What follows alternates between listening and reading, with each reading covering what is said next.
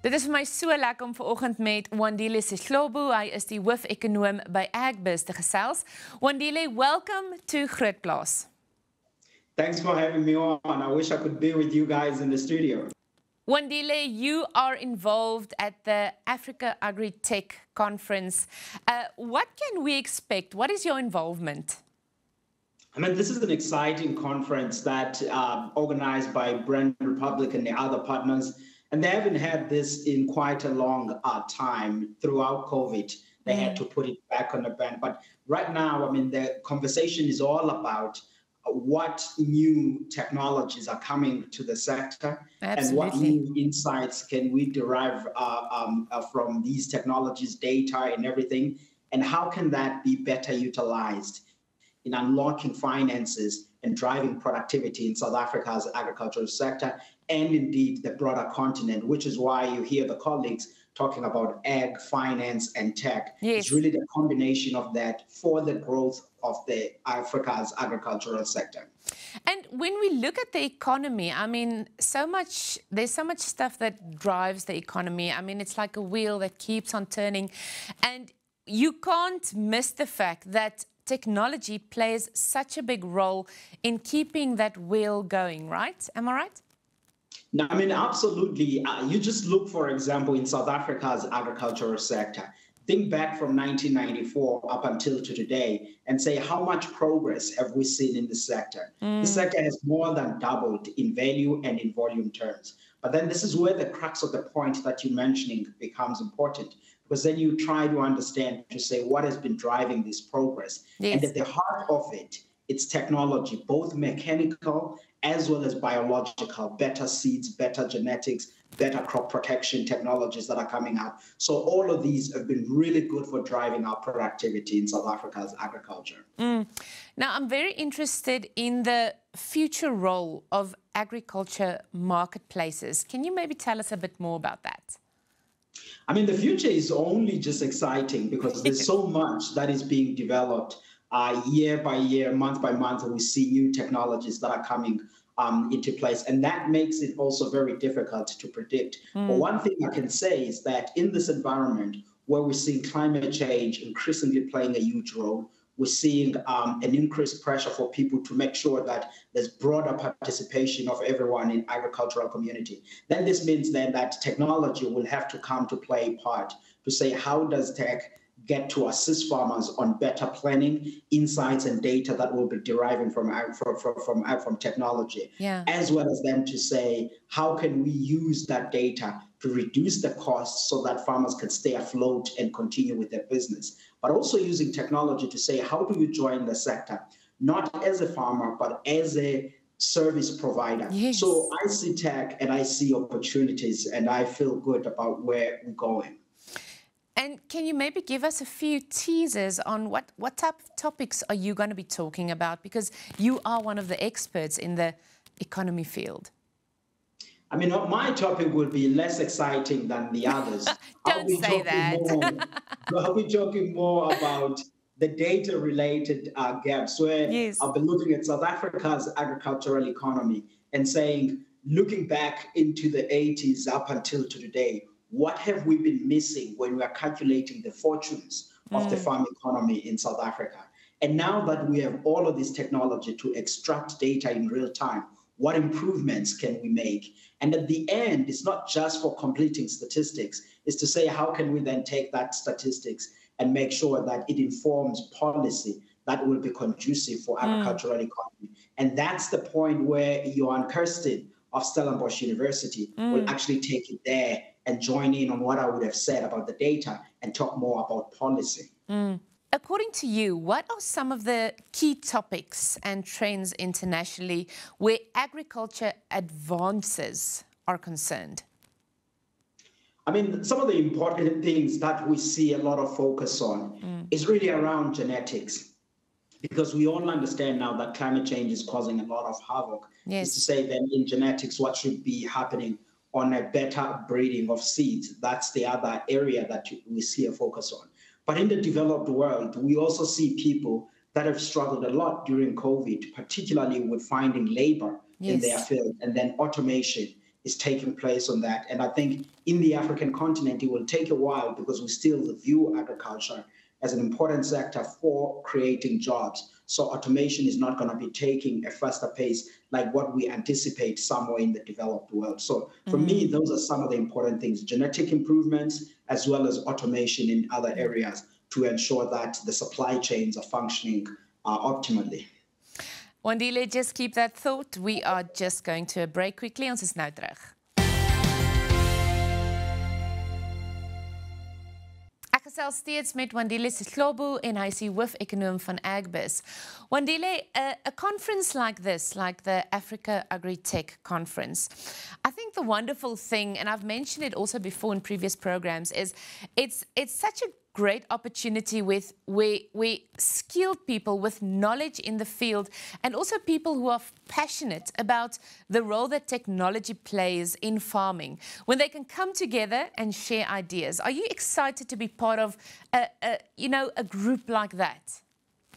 I mean, absolutely. It is as much learning environment as it is about seeing what new developments that are coming out there. I mean, if you just to think about South African firms, like the ones, a small startup called Kula Agri Startup, which is coming up with a marketplace, a platform that they also get to showcase in events like this. And many others are developed agribusinesses that have their own technologies that they will be showcasing, and also producers.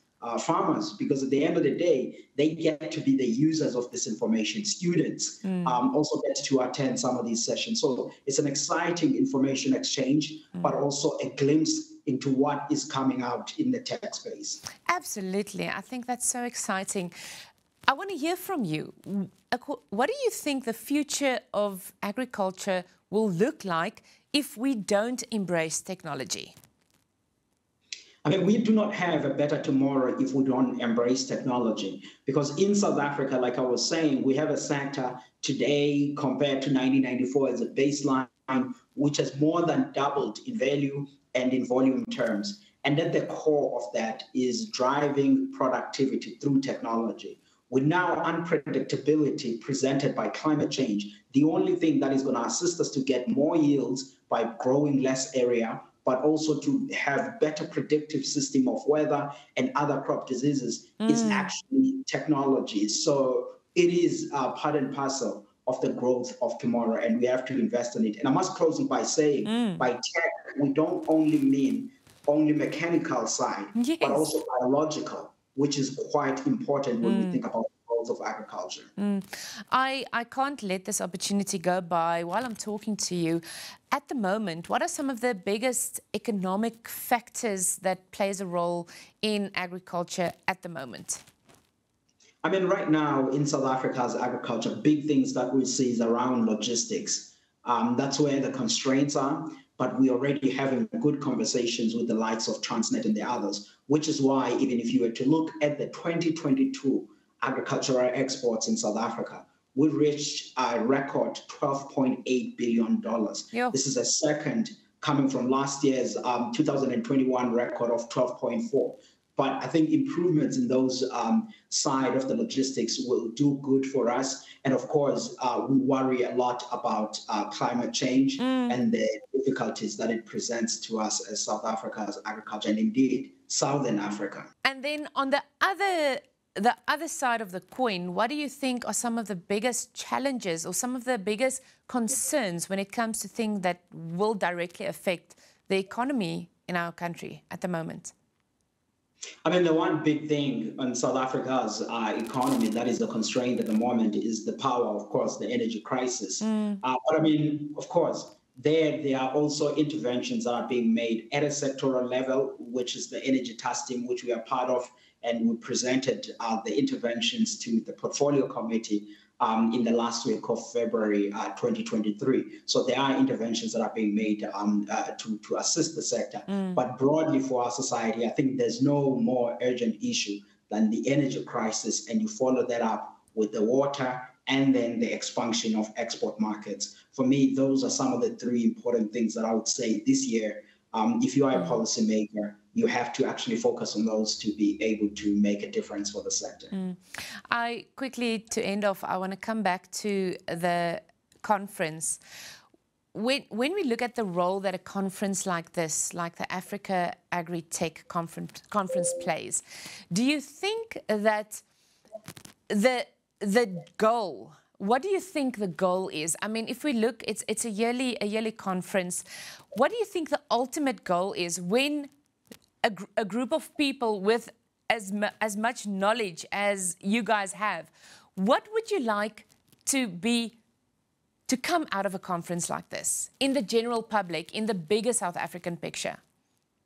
Yeah, I mean, the conference organizers may have their goals and objectives, but what I hope for in situations like this is that the general public and anyone who gets to participate there, they get to appreciate the technological advancements that are being made in the sector for ensuring the sustainability of the food, fiber, and beverages sector for tomorrow. Because we are investing and developing and thinking about these technologies for those that will be around tomorrow to be able to have a thriving system.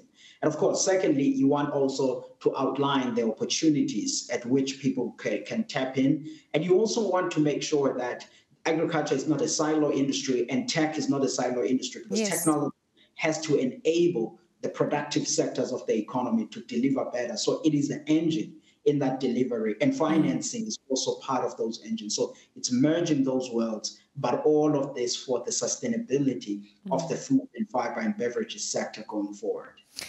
And finally, just as there are people who are so excited to hear you speak, who are you excited to hear speak at the conference? We're very excited to hear a couple of people speaking there, particularly our partners from the global environment, because I want to learn what other countries are doing. I'm also keen to hear the African speakers to say in the continent, what are some of the challenges that they face there and how different that environment is from the day-to-day operations in South Africa. So quite a range of speakers, super excited about what's coming in mid-March. Well, Wandile, we are very excited. I hope to have a chat with you also there at the conference. Thanks for your knowledge and just giving us some of your time this morning. Thank you so much. Thank you.